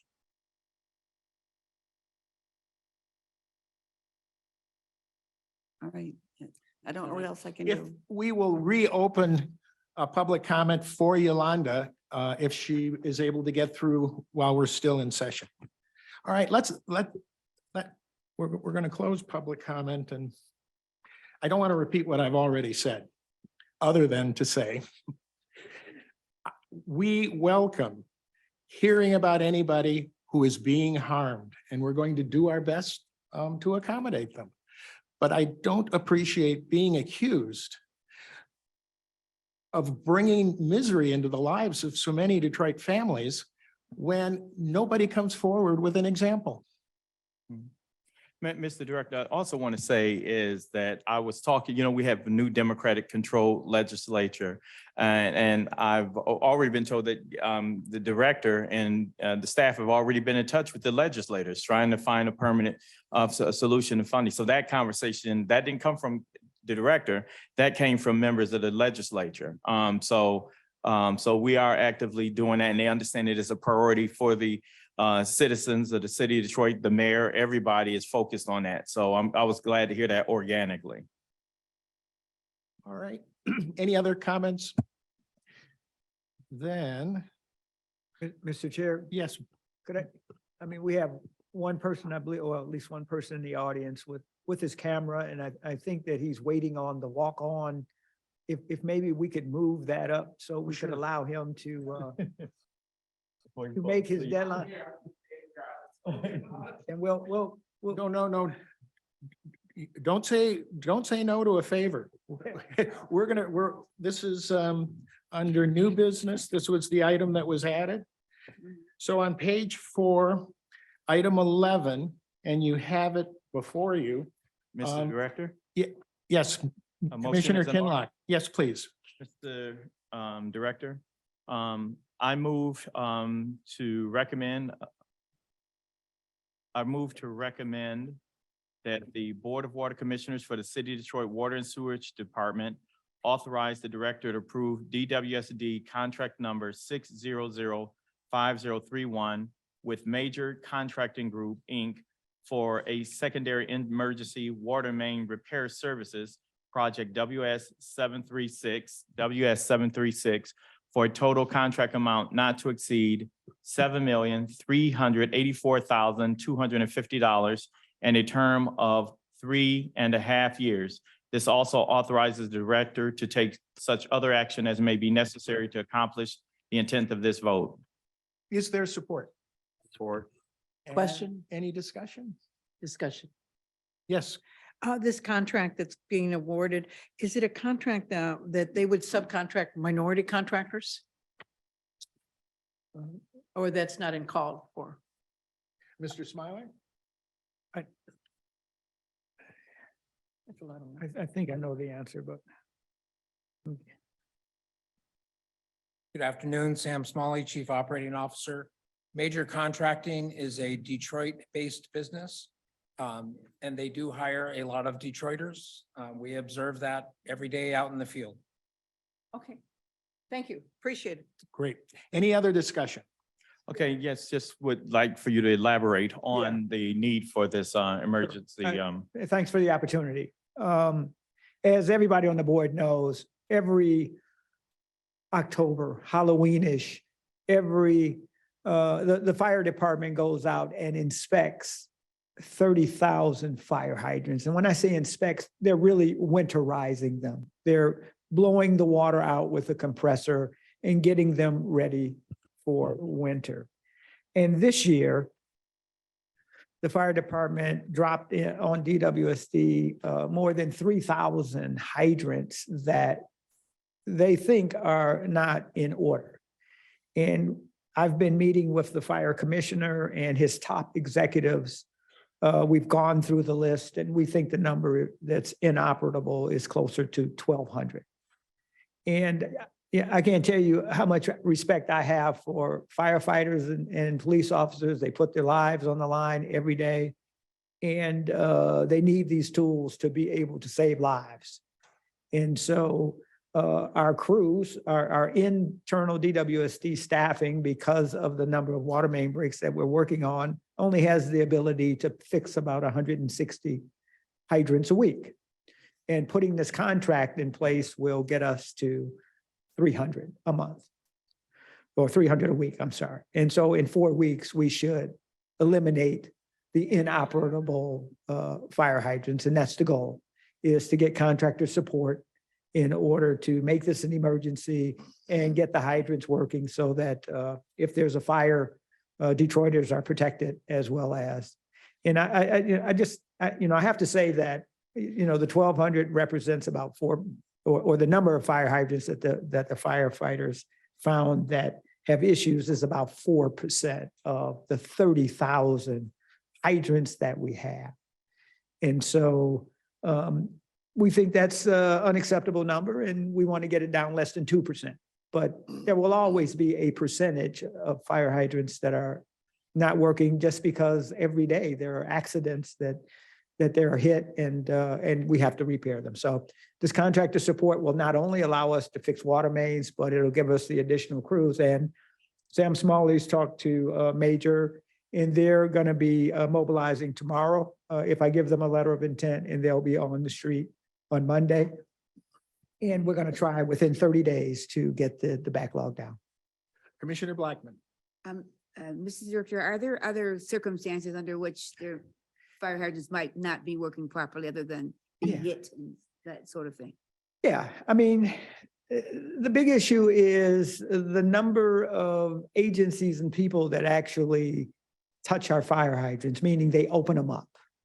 And certainly the firefighters open them up when they put out a fire, and they have to be very diligent about blowing it out with a compressor after every usage. DPW, GSD, contractors with permits, accidents. There are many reasons why fire hydrants are inoperable. And we're going to be working with the fire department to create a new process. We don't, at least I don't believe that. I believe that if we spread this out over the year, say in April, we start inspecting 25% of the fire hydrants, and then 3 months later, another 20, so that we're not doing 100%, 30,000 all at one time in peak water break season, because that's what we're in right now. And to pull our crews off of water mains when people might be out of water is not a good use of the manpower. So that we'll work on the process right after we, it's going to take us 30 days. Let's get the backlog down. Let's make sure the firefighters have the tools they need. Let's get the backlog down in 30 days. And then let's work on a process in the future where we're not getting 3,000 all at one time. We're working on it during the year and in a more manageable process. Commissioner Davis. Yes, Director Brown, what role, if any, has theft and metal scrapping played? That's a really good question. The threads that the firefighters attach their nozzles to are brass. And I received a list from firefighters just yesterday, 2 lists of 25 fire hydrants where that brass was stolen. The good news is we have some of the best investigators in the country working for DWSD, and they already have leads in terms of looking at some video and some tips that have come in, and we think we're going to be able to, make an arrest on the person that's doing it. We certainly can't keep replacing assets because someone is taking them. So that's an issue. The good news is our crews can rectify the problem, probably in 15 minutes. And we have 1,600 of those brass hubs in stock. But we've got to stop the bleeding. We got to stop people because we could be working on other issues other than somebody stealing something and making the fire hydrant inoperable. Firemen can't attach a hose if there are no threads.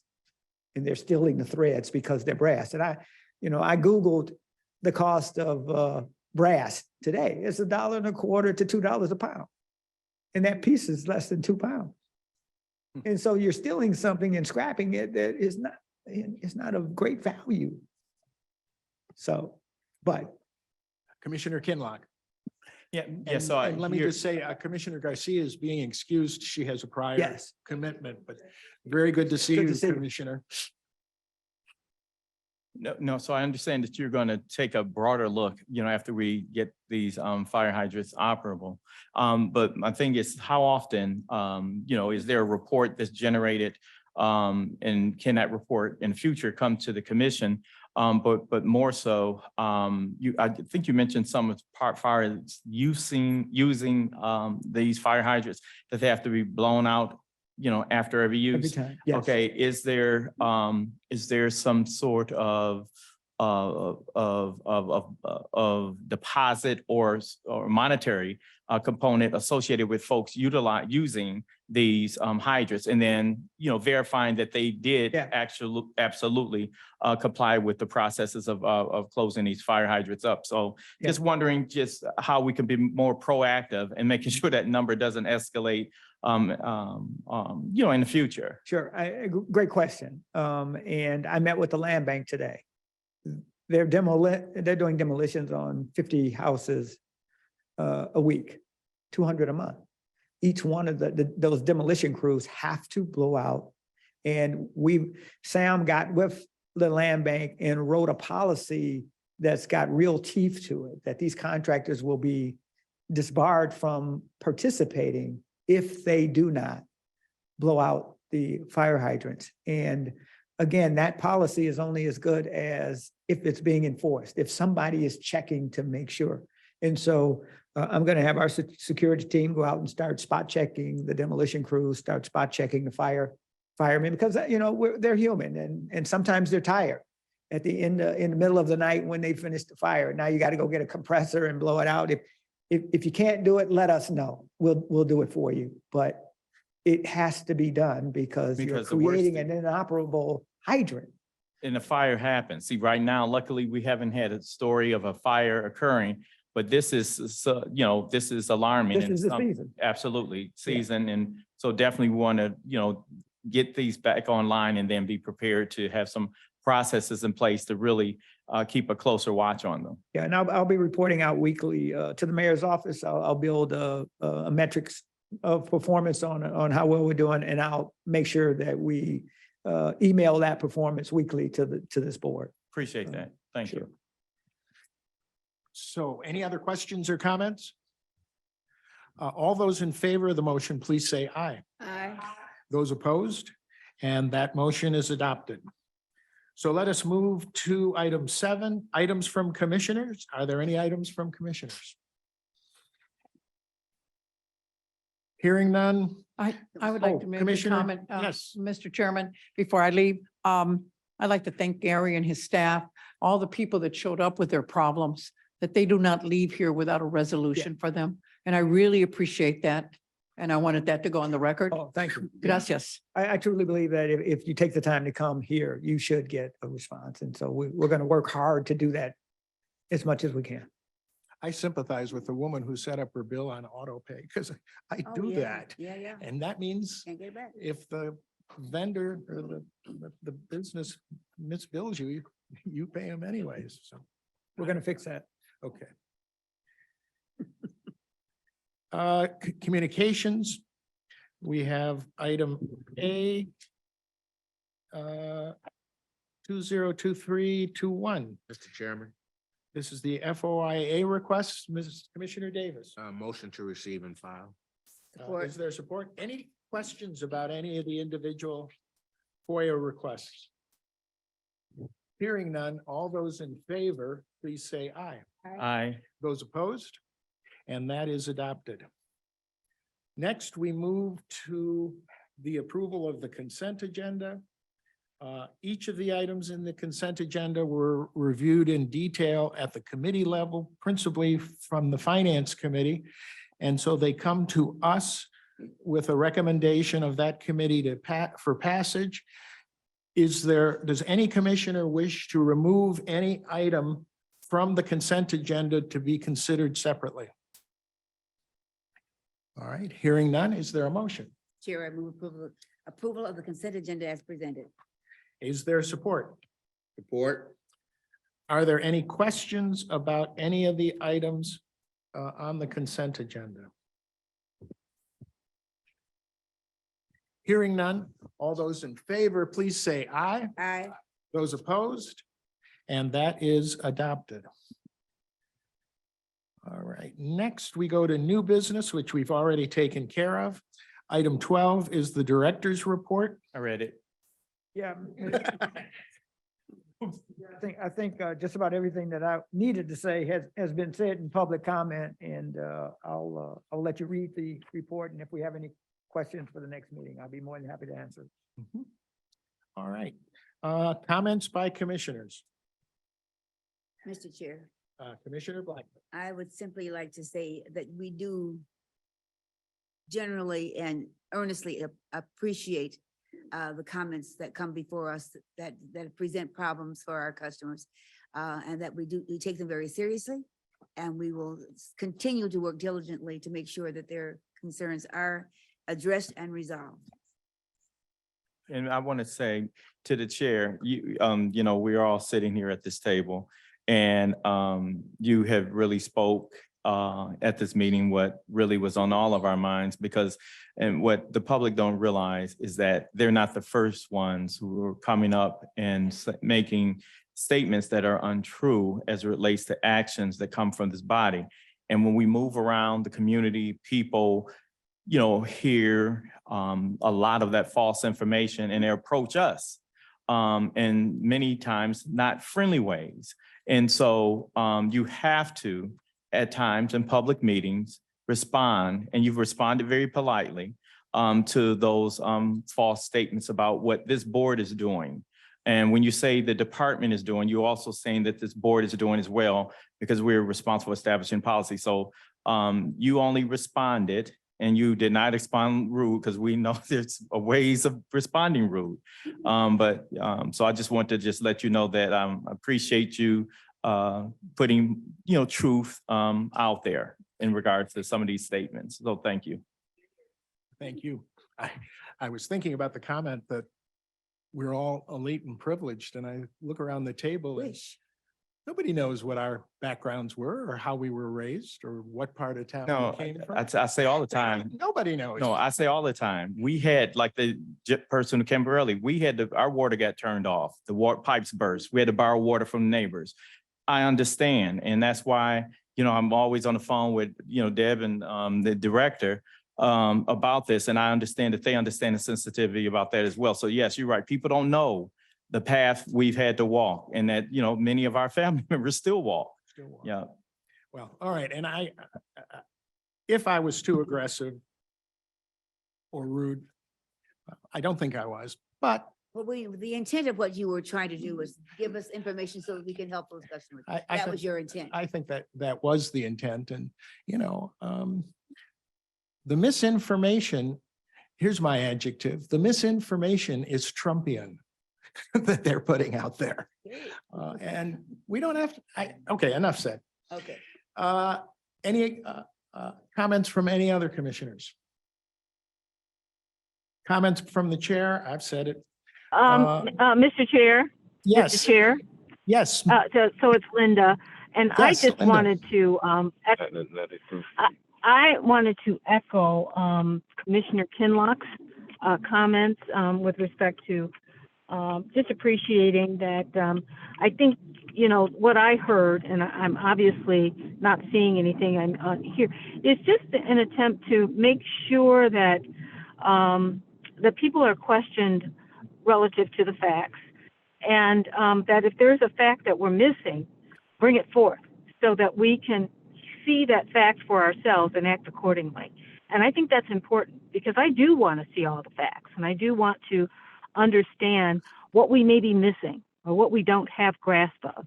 And so I think that that was an attempt to just say, bring forth this information so that we can, or the people or the families, so that we know firsthand and we can now act with a greater degree of knowledge. So thank you.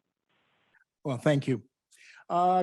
Is there any other items to come before the board? A motion to adjourn? I would move adjournment.